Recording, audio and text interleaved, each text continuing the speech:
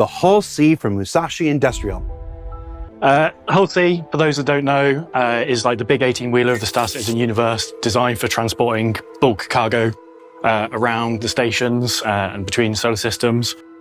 We started it, I want to say 5+ years ago. We got so far on the art and design side, probably early grey box. And then the sheer amount of technical challenges with this ship became apparent.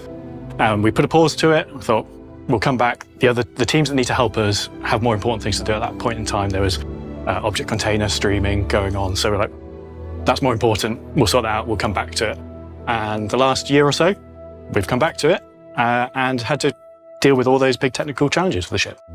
And how's it doing today? What can folks expect? You can expect the ship working as we intended it to be when it was concepted. So it's quite a unique ship in the game. There's a lot of moving parts literally on it and some tech in there that you've never seen before in any ships. So primarily the hurdles revolved around that central spindle section that you can walk through whilst it's doing those animated states. We've essentially got two parts of the ship that move independent, or they're animated together, but they're independent parts of the ship, and a new way of loading cargo onto the ship. I want to talk to you about that. So one of the big questions since this thing was first introduced is how the cargo loading and unloading is going to work in Alpha 320. Who can tell us about that? I think we can probably get Chris Tanks on the line. Oh, excuse me. Sorry, Jared. Excuse me. Hi. Hi, Chris Tanks. Hi, Jared. So how does cargo work for the Hull C in Alpha 320? So in Alpha 320, the Hull C behaves as we expect it to. When it's extended, when its cargo arms are out, it can't land. So it can't take cargo in the normal sense that any other ship that takes cargo does while it's landed. So you go to your cargo terminal, you buy as much cargo as you want, you set it to the Hull C, but the system recognizes that it can't spawn the cargo while the ship is landed. So you get in your ship, you fly it out of the hangar, and then contact ACC again. That is when the ship realizes, oh, I'm out of the landing zone now, I'm ready to take some cargo. So you extend it, contact the ATC, and the cargo will spawn on your ship then.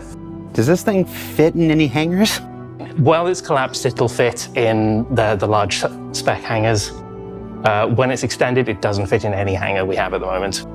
You can dock it though. It can be docked at any station. Has anybody tried to dock it when it's fully extended? Oh, I mean, you would hit the extent of the cargo long before your landing gear touched the ground. It would not be pretty.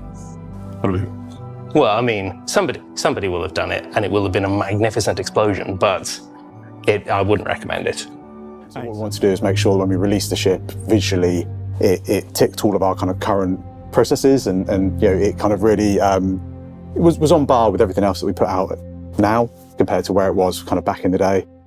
I think some of the other kind of updates we've had to do to kind of maintain it over the years is just the kind of like the simple things like we now have a lot more interaction in the ships, which we never had back when it was first started.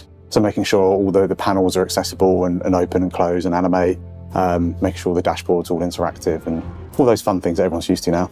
What are some of your favorite parts? What are things that people should look out for visually? I think, to be honest, the ship is a very industrial ship, and it really kind of feels that way. There's some like little things that I just love, like the main kind of airlock entrance into the ship feels really big and chunky and strong, which I think is needed on something so industrial. And that kind of industrial language kind of flows throughout the ship.